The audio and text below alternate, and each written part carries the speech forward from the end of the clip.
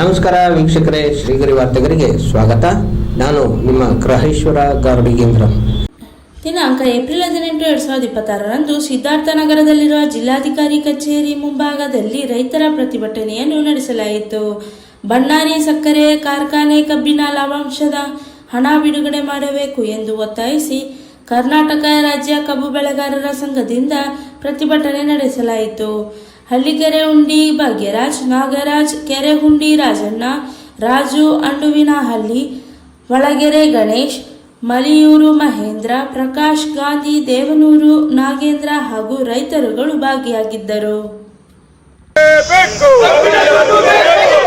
ಬಾಕಿ ಕೊಡದ ಸರ್ಕಾರಕ್ಕೆ, ಅವಿವೇಕಿ ಸಕ್ಕರೆ ಸಚಿವರಿಗೆ, ನೀತಿಗೆಟ್ಟ ಮುಖ್ಯಮಂತ್ರಿಗೆ ಅಯ್ಯಯ್ಯೋ ಅಯ್ಯಯ್ಯೋ, ಬೇಕೇ ಬೇಕು, ಬೇಕೇ ಬೇಕು. ಅಲ್ಲಲ್ಲ ಕಡೆಯಲ್ಲ, ಅಲ್ಲಲ್ಲ ಯಾವಾಗ್ಲೂ ಅಲ್ಲ. ಇಲ್ಲಿ ಜಿಲ್ಲಾಡಳಿತ ಬದುಕಿದ್ರೆ ಅಲ್ಲಲ್ಲ, ನಾವೇ ಕಬ್ಬಿನ ದುಡ್ಡಿನ ಇವ್ರು ಮೀಟಿಂಗ್ ಮಾಡಿ ನಿಮ್ಮ SP ಅವರು ಕರೆಸಿ. ಇಲ್ಲಿ ಅಲ್ಲಲ್ಲ, ಇಲ್ಲಿ ಇದೇ ಜಿಲ್ಲಾಧಿಕಾರಿಗಳು ಕೂತ್ಕೊಂಡು ಆದೇಶ ಮಾಡಿರ್ತಕ್ಕಂಥದ್ದನ್ನ ಪಾಲನೆ ಮಾಡಿದ ಮೇಲೆ ಸುವಮೋಟ ಕೇಸ್ ಹಾಕದ್ ಬಿಟ್ಟು ನೀವು ರೈತರು ಬಂದ್ರೆ ನಾವು ಕಬ್ಬು ಕೊಟ್ಟು 1 ವರ್ಷ ಆಗಿರೋರ್ನಿಗೆ ನೀವು ತಡೆದು ಬಿಟ್ರೆ ಅಲ್ಲಿಂದ ತಡೆದಿಲ್ಲ. ನೋಡಿ ಇಲ್ಲಿ ನಮ್ದಪ್ಪ ಕಚೇರಿ ಇದು, ನಮ್ ಕಚೇರಿ ಇದು, ನಮ್ ಕಚೇರಿಗೆ ಹೋಗಕ್ಕೆ ನಮ್ಗೆ ಅವಕಾಶ ಇಲ್ವಾ? ಪ್ರತಿಭಟನೆ ಎಲ್ಲ ಇಲ್ಲಿ ಹಣ ಕೇಳಕ್ ಬಂದಿರೋದು, ನಾವೇ ಪ್ರತಿಭಟನೆ ಬಂದಿರೋ. ಸುಮಾರು ಜನ ರೈತರು ಕಳಿಸಿದ್ವಿ, ನಾವು ದುಡ್ಡು ಕೇಳಕ್ ನಮ್ ದುಡ್ಡಿನ ಕೇಳಕ್ ಕೊಡಿ ಒಂದೊಂದು. ನಾವು ನಮ್ಮ ಹಣ ಕೇಳಕ್ ಬಂದಿರೋದು, ನಮ್ಮ ಹಣ ಕೇಳಕ್ ಬಂದಿರೋರ್ನೀಗ ಬಿಡಿ ಅಷ್ಟೇ. ನಾವೇನು ಬೇರೆ ವಿಚಾರಕ್ಕೆ ಬಂದಿಲ್ಲ, ನಾವೇನು ಕೇಳ್ತಾ ಇಲ್ಲ. ನಾವು ಬಂದಿರೋದು ನಮ್ಮ ಕಬ್ಬನ ಬಾಕಿ ಕೇಳಕ್ ಬಂದಿರೋದು, ನಮ್ಮ ಕಬ್ಬನ ಬಾಕಿ ಕೇಳಕ್ ಬಂದಿದ್ದೀವಿ. ನಿಮ್ಮ ಜಿಲ್ಲಾಡಳಿತ, ನಿಮ್ಮ ಚುನಾಯಿತ ಪ್ರತಿನಿಧಿಗಳು, ನಿಮ್ಮ ಜಿಲ್ಲಾಡಳಿತ ಆದೇಶ ಮಾಡಿರೋದಕ್ಕೆ 1 ಇಂಚ್ ಕಿಮ್ಮತ್ ಕೊಡ್ದೇನೆ ಇರೋನ್ ಮೇಲೆ ಕೇಸ್ ಹಾಕದ್ಬಿಟ್ಟು ನೀವು ನಮ್ ತಡೆಯಕ್ ಬಂದ್ರೆ ನಾವು ಒಪ್ಕೊಳಕ್ ಆಯ್ತದ? ಮತ್ತೆ ಯಾಕೆ ಕೇಸ್ ಹಾಕಿಲ್ಲ ಇನ್ನು ಕಾರ್ಖಾನೆ ಮೇಲೆ? ನೀವು ಈ ಜಿಲ್ಲಾಧಿಕಾರಿಗಳು ಯಾಕೆ ಇನ್ನು ಕೇಸ್ ಕೊಡಕ್ ಕ್ರಮಕ್ಕೆ ತಗೊಂಡಿಲ್ಲ? ಯಾಕೆ ನೋಡಿ, ಕಾನೂನು ಅಂದ್ಮೇಲೆ ಎಲ್ಲರಿಗೂ ಒಂದೇ ಇರಬೇಕು. ಜಿಲ್ಲಾಧಿಕಾರಿಗಳು ಇಲ್ಲಿ ಮುಂಡಿಸಬೇಡಿ ಅಂತ ಆದೇಶ ಮಾಡಿದಾರ? ನಾವ್ಯಾರು ಭಯೋತ್ಪಾದಕರು? ನಾವು ಅಲ್ಲಲ್ಲ, ನಾವು ಭಯೋತ್ಪಾದಕರಲ್ರಿ, ನಾವು ನಕ್ಸಲ್ರ, ಭಯೋತ್ಪಾದಕರ. ಮತ್ತೆ ಯಾಕೆ ಹೇಳ್ತೀವಿ?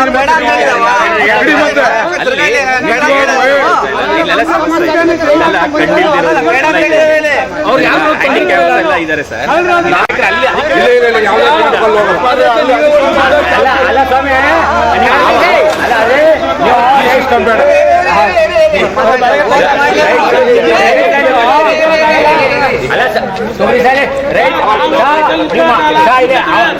ಹವಾಮಾನ ಇಲಾಖೆ 11 ಗಂಟೆ ಮೇಲೆ ನೀವು ರೈತರು ಇಳಿಸು ಬರಬೇಡಿ, 4 ಗಂಟೆ ಬನ್ನಿ ಅಂತಂದ್ರೆ ನೀವು ಅಧಿಕಾರಿಗಳು ಬಿಸಿಲು ನಿಲ್ತಾರೆ. ಯಾವ ಏನಿದು ಸರ್? ನೀವು ರೈತರ ಮಕ್ಕಳು, ನೀವು ರೈತರ ಮಕ್ಕಳು, ನಿಮ್ಮ ತಂದೆ ತಾಯಿಯಿಂದ ಕಟ್ಕೊಂಡು ಸಾಕಿರೋದು ನೀವೇ ಜಗತ್ತಾಗ ನೀವು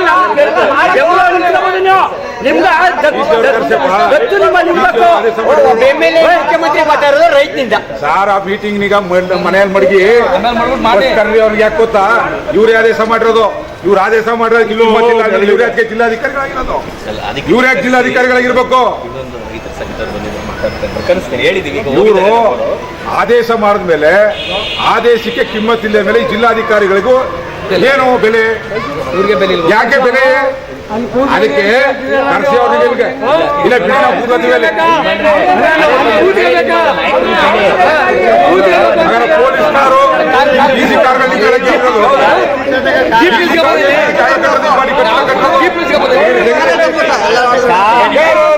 ಯಾರ ರಾಜ್ಯ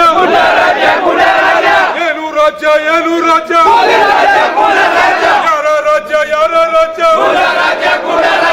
ಏನು ರಾಜ್ಯ, ಏನು ರಾಜ್ಯ, ಏನು ರಾಜ್ಯ, ಏನು ರಾಜ್ಯ, ಯಾರ ರಾಜ್ಯ, ಯಾರ ರಾಜ್ಯ, ಏನು ರಾಜ್ಯ, ಏನು ರಾಜ್ಯ, ಏನು ರಾಜ್ಯ, ಏನು ರಾಜ್ಯ, ಯಾರ ರಾಜ್ಯ, ಯಾರ ರಾಜ್ಯ.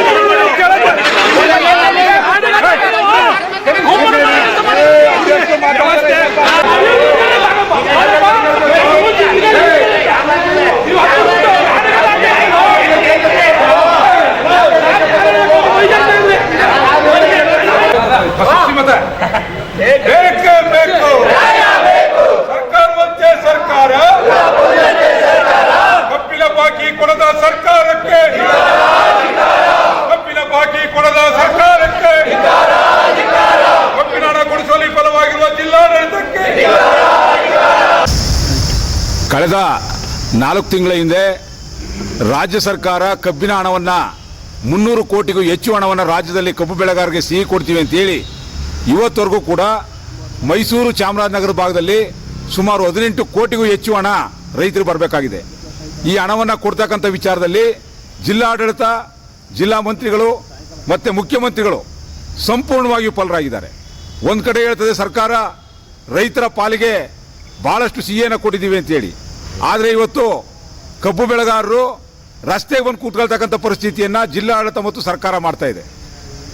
ಸರ್ಕಾರ ಮತ್ತು ಜಿಲ್ಲಾಡಳಿತ ಕಳೆದ ಈ 1 ತಿಂಗಳಿಂದನೇ ಸಭೆಯನ್ನು ಮಾಡಿ ಕಬ್ಬು ಬೆಳೆಗಾರ ಸಮಸ್ಯೆಯನ್ನು ಬಗೆಹರಿಸ್ತೇವೆ, ಯಾವುದೇ ಕಾರಣಕ್ಕೂ ಕಾರ್ಖಾನೆ ಮಾಲೀಕರು ಕೊಡ್ತಕ್ಕಂಥ ಹಣವನ್ನು 1 ತಿಂಗಳೊಳಗಡೆ ಕೊಡಬೇಕು, ಇಲ್ಲ ನಿಮ್ಮ ಮೇಲೆ ಕಠಿಣ ಕ್ರಮ ತಗೋತೀವಿ ಅಂತ ಹೇಳಿದ್ರು.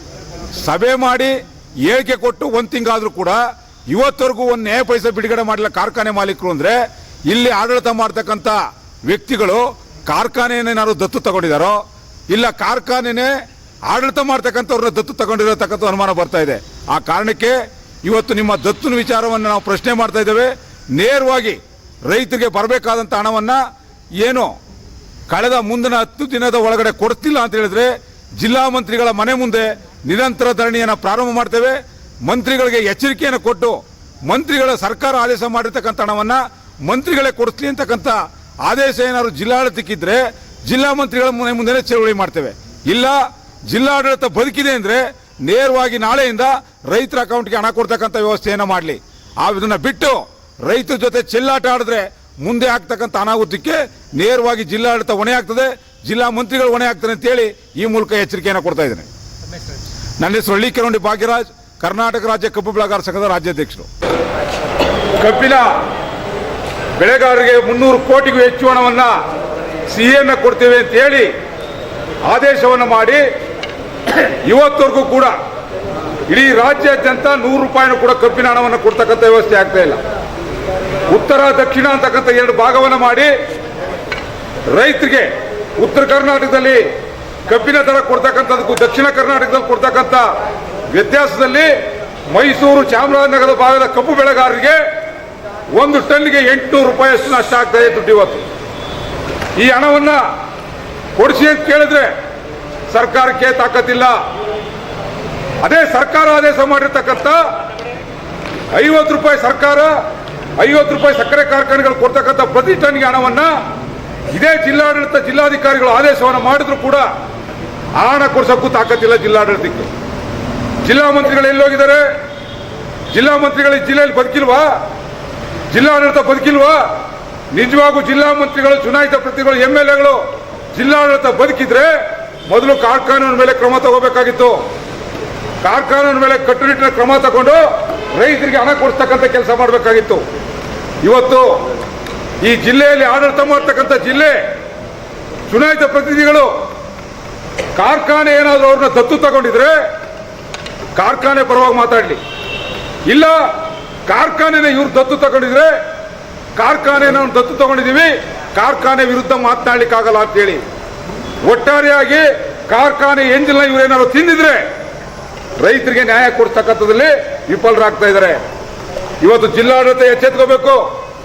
ಮುಂದಿನ 10 ದಿನಗಳ ಒಳಗಡೆ ಏನಾದರೂ ರೈತರ ಅಕೌಂಟ್ ಕೊಡಬೇಕಾದವನ್ನ ಕೊಡಲಿಲ್ಲ ಅಂತ ಹೇಳಿದ್ರೆ 100 ರೂಪಾಯಿ ಕಬ್ಬಿನ ಬಾಕಿ ಹಣವನ್ನು ಕೊಡಲಿಲ್ಲ ಅಂದ್ರೆ ಮೈಸೂರು ಜಿಲ್ಲಾ ಮಂತ್ರಿಗಳು, ಮುಖ್ಯಮಂತ್ರಿಗಳ ಮನೆ ಮುಂದೆ ನಿರಂತರ ಧರಣಿಯನ್ನು ಮಾಡಬೇಕಾಗ್ತದೆ ಅಂತ ಹೇಳಿ ಈ ಮೂಲಕ ಎಚ್ಚರಿಕೆಯನ್ನು ಕೊಡ್ತಾ ಇದ್ದೇವೆ.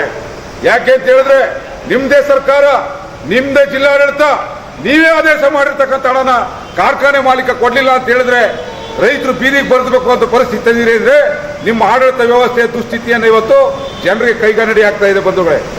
ಆದ್ರಿಂದ ಇವತ್ತು ಸಾಂಕೇತಿಕವಾಗಿ ಎಚ್ಚರಿಕೆ ಕೊಟ್ಟಿದ್ದೇವೆ. ಜಿಲ್ಲಾಡಳಿತ 10 ದಿನದೊಳಗೆ ಕ್ರಮ ತಗೊಳ್ಳಿಲ್ಲ ಅಂತ ಹೇಳಿದ್ರೆ ನಾವೆಲ್ಲ ಏನ್ ಮಾಡಬೇಕು? ಮನೆ ಮುಂದೆ ಕೂತ್ಕೊಂಡು ಧಿಕ್ಕಾರ ಕೂಗಿ ನಮ್ಮ ಕಬ್ಬು ಬೀಸ್ಕೊಂಡು ಹೋಗ್ಬೇಕು. ಒಂದ್ ಕಡೆ ಕೆರೆ ಕಟ್ಟೆಗಳಿಗೆ ನೀರು ತುಂಬಿಸಕ್ಕೆ ಮಂತ್ರಿಗಳು, ಮುಖ್ಯಮಂತ್ರಿಗಳು ಬರ್ತೀವಿ ಅಂತ ಹೇಳ್ತಾರೆ. ಇರ್ತಕ್ಕಂಥ ಕೆರೆ ಕಟ್ಟೆಗಳಿಗೆ ನೀರಿಲ್ಲ. ಏನ್ ಕೆರೆ ಕಟ್ಟೆಗಳಿಗೆ ಇದ್ದಾವೆ ಆ ಕೆರೆ ಕಟ್ಟೆಗಳಿಗೆ ನೀರು ತುಂಬಿಸ್ತಕ್ಕಂಥದ್ರಲ್ಲಿ ಸಂಪೂರ್ಣವಾಗಿ ವಿಫಲವಾಗ್ತಾ ಇದ್ದಾರೆ. ಇನ್ನು 100 ಕೆರೆಗೆ ನೀರು ತುಂಬಿಸ್ತೀವಿ ಅಂತ ಹೇಳ್ತಾರೆ. ಅಂದ್ರೆ ಬರೀ ಬಾಯಿ ಮಾತಿನ ಭರವಸೆ ರಾಜರಾಗಬಾರ್ದು. ನೀವು ಕೆರೆ ಕಟ್ಟೆಗಳಿಗೆ ಇರುವ ಕೆರೆ ಕಟ್ಟೆಗಳಿಗೆ ನೀರು ತುಂಬಿಸ್ತಕ್ಕಂಥದ್ದಲ್ಲಿ ಯಶಸ್ವಿ ಯೋಜನೆಯನ್ನು ಜಾರಿ ಮಾಡಿ ಸಮರ್ಪಕವಾಗಿ ನೀರು ತುಂಬಿಸಿ ಆಮೇಲೆ 100 ಕೆರೆಗೆ ಇಲ್ಲ 200 ಕೆರೆಗೆ ನೀರು ತುಂಬಿಸ್ತೀವಿ.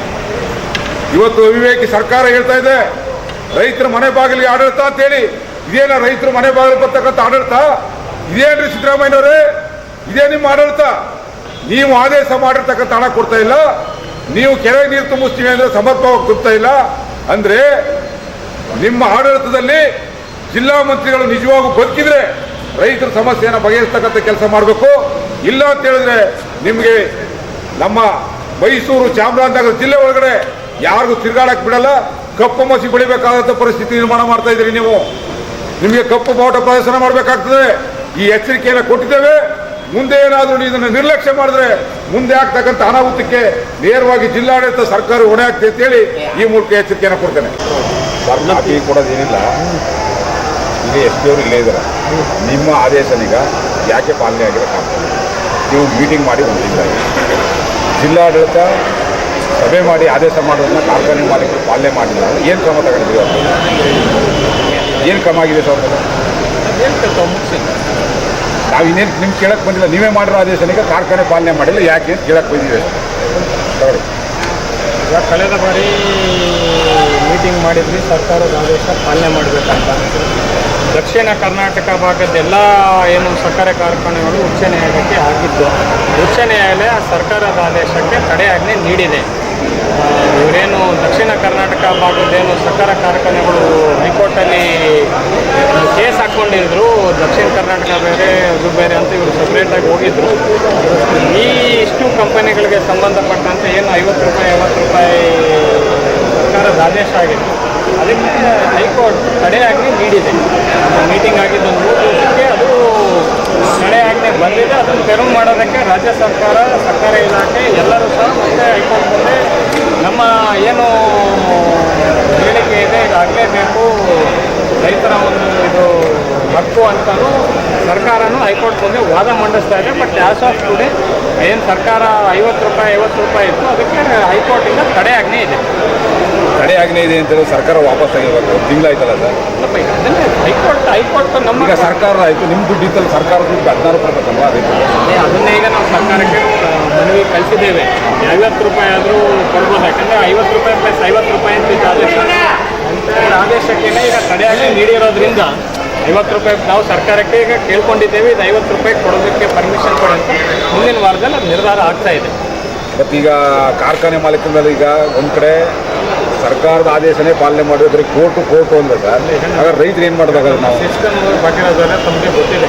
ಸರ್ಕಾರ ಒಂದು ಪ್ರಾಮಾಣಿಕವಾಗಿ ರೈತರಿಗೆ 50 ರೂಪಾಯಿ 100 ರೂಪಾಯಿ ಸಿಗಲಿ ಅಂತ ಆದೇಶ ಮಾಡಿದೆ.